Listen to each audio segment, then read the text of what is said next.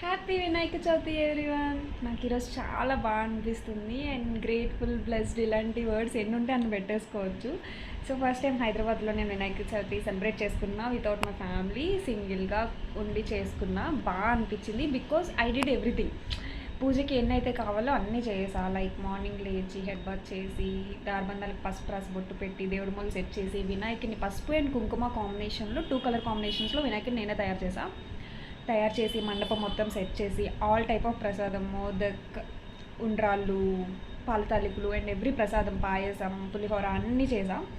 అవన్నీ చేసుకొని కథ చదివి పూజ ఫినిష్ చేసేసరికి 6కి లేచా. 6:30కి స్టార్ట్ చేసా హెడ్ బాత్ చేసి అండ్ 11:30 ఆల్మోస్ట్ 12 అయ్యింది నాకు ఫినిష్ అయ్యేసరికి. బట్ ఇంత టైం పట్టినా నాకు ఎక్కడ ఎనర్జీ లేనట్టు అనిపించలేదు. అంతే హ్యాపీగా, అంటే ఒక మంచి ఫీలింగ్. మనం సెలబ్రేట్ చేసుకొని మనకి నచ్చినట్టు సెలబ్రేట్ చేసుకుంటే. And especially Vinayaka Chavithi is my favourite festival. So చాలా బాగా అనిపించింది. అంతే. హ్యాపీ వినాయక చవితి.